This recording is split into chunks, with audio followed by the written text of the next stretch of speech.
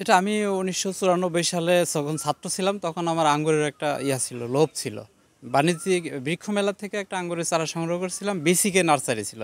তখন ওই আঙ্গুরটা ২ বছর পর দেখছিলাম টক। তো আসলে আঙ্গুরের প্রতি বা যেকোনো ফলের প্রতি আমার ছোটোবেলা থেকেই অভ্যেস।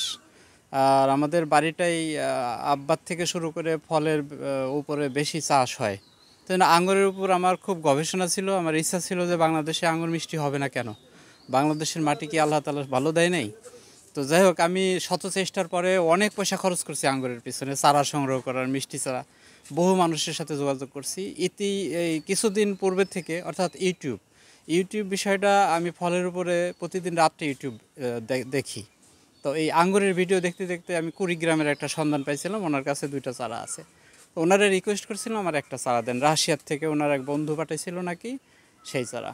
তো উনি যে কোনো মূল্যই নিক, আমার কাছ থেকে মূল্য বেশি নিক আর যাই নিক, আমার কাছে এখন মনে হচ্ছে যে এই চারাটার দাম যদি ৫,০০০ টাকাও নিত, আমার লস ছিল না।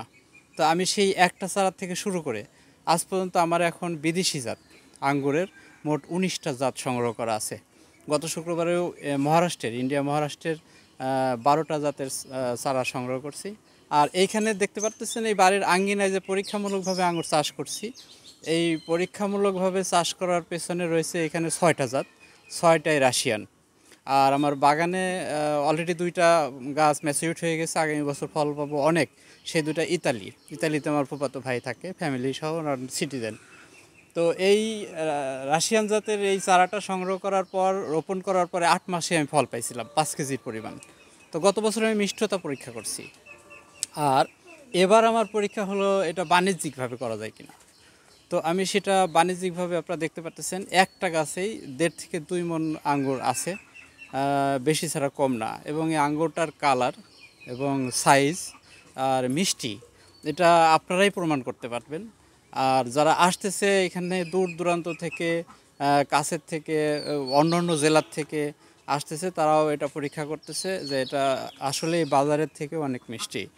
আর সেটা আমি তখনই সাকসেস, যখন সবাই বলে যে এটা মিষ্টি হয়েছে। আর আমার অন্যান্য বাগানও আছে, যেমন মিশ্র ফলের মধ্যে মালটা, কমলা, পেয়ারা, ড্রাগন আছে। তো এটা আমি বাড়ির আঙ্গিনাতে 2 শতাংশের উপরে করছি পরীক্ষামূলক।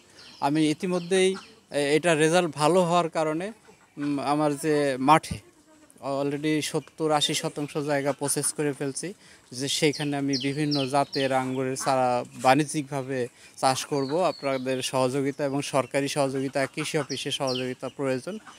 আর আমার কাছ থেকে এবছর প্রায় ৪০টা জেলাতে আমি কুরিয়ার করে চারা পাঠাইছি, তারাও সাকসেস বললে আমাকে জানাচ্ছে। এবং গত বছর যারা চারা নিছে তারাও অলরেডি আমাকে ফল দেখাচ্ছে ভিডিও কলে। তো যাই হোক, তখন ওনারাও খুব খুশি হচ্ছে, আমার জন্য দোয়া করতেছে। তখন আমি সাকসেস।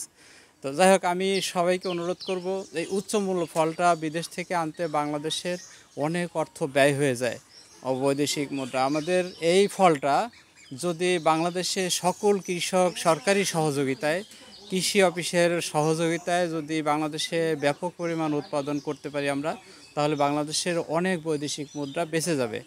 আর একটা কথা পাশাপাশি, সেটা হলো এই আঙ্গুর চাষ অল্প জায়গাতেই হয়। যার জায়গা নেই, ছাদে হোক অথবা বাড়ির আঙ্গিনায় যদি একটা চারা রোপণ করেন, তাহলে একটা চারাতে 2 মণ আঙ্গুর পাবেন, এটা শিওর, একদম গ্যারান্টি। তো সেই 2 মণ আঙ্গুরের জায়গায় আপনি খাবেন, আপনার আত্মীয় স্বজনকে দিবেন, আরও 1-2 কেজি বিক্রি করতে পারবেন। তাহলে আপনি কেন এই আঙ্গুর চাষ করবেন না? আমার এইটাই অঙ্গীকার। আরেকটা বিষয় হলো, আমার যে স্লোগান, যেটা আমি এই ফলের চাষে আমি যেটা স্লোগান দিই, যে বিষমুক্ত ফল আমি খাবো, মানুষকে খাওয়াবো, মানুষ সুস্থ থাকবে। আমরা হাসপাতালে একটা রোগীকে দেখতে যাই, সর্বোচ্চ সুস্থ হওয়ার ফল হলো ধরেন আঙ্গুর, কমলা, আপেল, এগুলো আমাদের তালিকায় থাকে। কিন্তু সেই ফলগুলো আমরা কি নিয়ে যাই, রোগীকে হত্যা করতে যাই। আর যদি ন্যাচারাল বিষমুক্ত একটা ফল রোগীকে খাওয়াইতে যাই, তাহলে অবশ্যই দেশে উৎপাদন করতে হবে এবং সেটা খাওয়াইতে হবে, সেটা সুস্থতার লক্ষণ। আমি চাই বাংলাদেশের মানুষ, আমি সহ সবাই সুস্থ থাকি, ভালো থাকি, দেশকে এগিয়ে নিয়ে যাই। প্রয়োজনে আমরা আঙ্গুর বিদেশে রপ্তানি করব, আমরা আঙ্গুর আমদানি করব না। এ কারণে মাননীয় প্রধানমন্ত্রী করোনাকালীন সময়ের আগে বলছিলেন যে কারো 1 ইঞ্চি জায়গাও ফেলে রেখেন না। তখন থেকে আমাদের এই অভিযান, আমরা 3 ভাই অভিযান শুরু করছি, যে আমাদের অনেক জায়গা পড়ে আছে পতিত। কমলা বাগান যেখানে করছি সেখানে পতিত ছিল। আর আঙ্গুরের জন্য এখন যে জায়গা তৈরি করতেছি, এখানে একটু ব্যয় হবে বেশি, একটু নিচু জায়গা, আমার মাটি খনন করতে হবে, অনেক অর্থ লাগবে, অর্থনৈতিক সমস্যা রয়ে গেছে অলরেডি। তো আমি যদি এ ধরনের সহযোগিতা পাই, আমি অবশ্যই সেটা ব্যাপক আকারে ইয়া করবো, এবং সারা বাংলাদেশে এই চারা, এই বিশ্বাসযোগ্য চারা আমি ছড়াই দেবো। আমার কাছে কেউ ঠকবে না। আমি আমি অনেক ঠকছি 94 সাল থেকে এ পর্যন্ত, কিন্তু আমি চাই যে আমার কাছ থেকে কেউ যেন না ঠকে, মানুষ প্রতারণায় না ভোগে। এই এই হলো আমার প্রতিজ্ঞা। আপনি